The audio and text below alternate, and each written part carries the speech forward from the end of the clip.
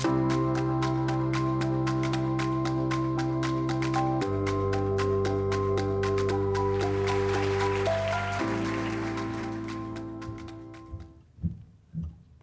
good to go. I want you to imagine that you're on your drive home tonight and you're driving over a long bridge. You're surrounded by other people making their way home just as you are, and all of a sudden you start to realize that your steering wheel is stuck a little bit to the right and you're headed straight for the edge of the bridge. Now, this isn't a fast process, but it is a long bridge, and you know that before you get to the end of it, you're going to plummet into the water below. None of the other cars around you seem to be noticing, and you're starting to realize that your brakes aren't working, and you also don't have an emergency brake. This feeling of that you're going to plummet into the water below, the loss of control over your car, that no one else is noticing. This is a little bit what having mental illness feels like, and this is what 3 million Canadians are currently experiencing, and this is also what I have experienced. My name is Sarah, and I'm part of the statistic that many of you in the room will come into contact with on a daily basis. I'm one of the over 3 million Canadians with mental illness right now, and whether you work in medicine or social work or health promotion, really any other health profession, I'm someone you'll provide services and support for regularly.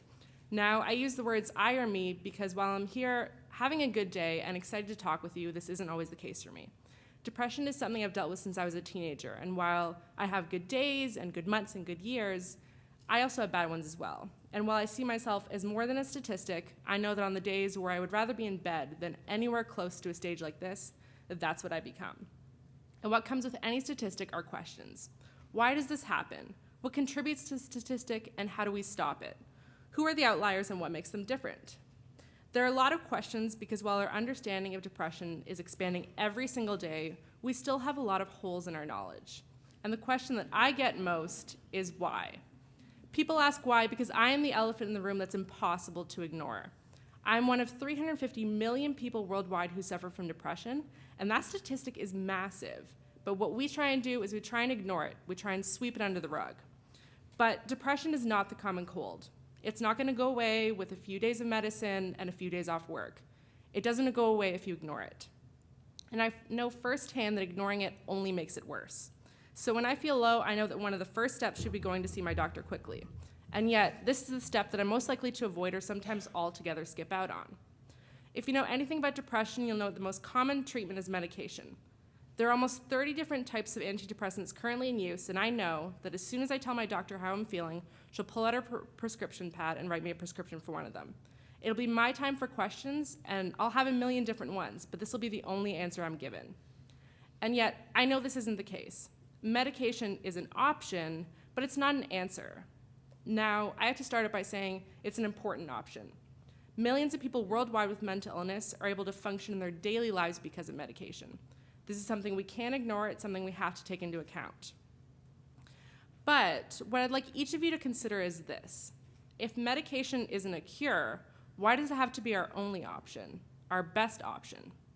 In my classes, we look at how to optimize health within the scope of physical activity and exercise.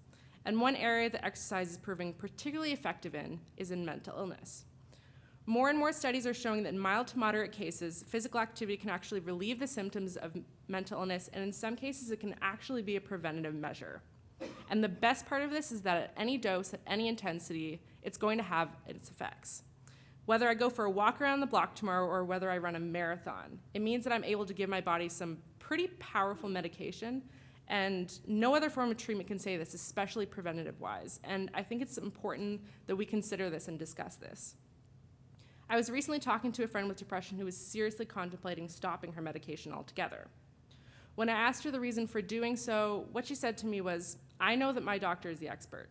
He's the one that knows more, he's the one that's going to be able to give me the valuable information. But when I tried to talk about what else I could do and try and talk about different options, I was told that this was it. And this isn't enough. It's not even scratching the surface. And you know what? She's right. We're only scratching the surface. We need to dig deeper. So what I want to propose is something a little bit different. My hope for healthcare is that we dig a bit deeper and give the elephant in the room another option. What if instead of taking a couple pills, what if we get it moving? What if we take it for a walk or put it on a bike? What if we could teach it how to dance? What if we gave the elephant in the room another option to settle it back down to size? What if we could stop it from growing in the first place?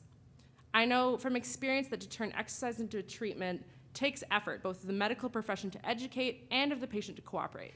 Of the handful of doctors I've seen during university alone, all of them have been very helpful, but they're resistant to hearing out my hopes for a new form of treatment plan.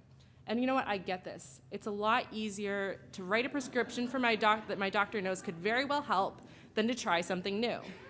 And as for the cooperation on my end, when I'm feeling depressed, I often don't even feel like getting out of bed, let alone getting on a treadmill or entering a gym.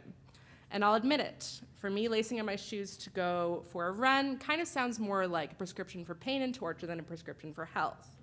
But experience has shown me that when I'm moving, my good days stretch into good weeks, and those good weeks stretch into good months.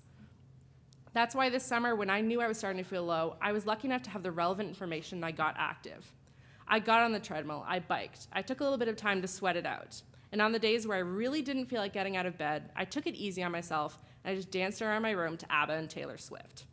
My hope for healthcare is that we take the time to consider that there are other options when it comes to mental health. I'm one of 350 million people worldwide, or 1 in 5 Canadians, who will experience mental illness in their lifetime. What I want my doctor to know is that by choosing running shoes over a pill bottle, I'm not refusing the efficacy of a prescription pad. I'm simply choosing the right option for me. I'm choosing my own medicine. Those with mental illness often don't know how or simply don't have the ability to advocate for themselves, so we need to be more transparent with our options in order to better treat and even prevent mental illness. My hope for healthcare is simple, but it's going to take some work. I'm part of a statistic that's too large to ignore and one that isn't going away. I'm the elephant, it's 2015. Let's take it down to size, and let's start weighing out our options. Thank you.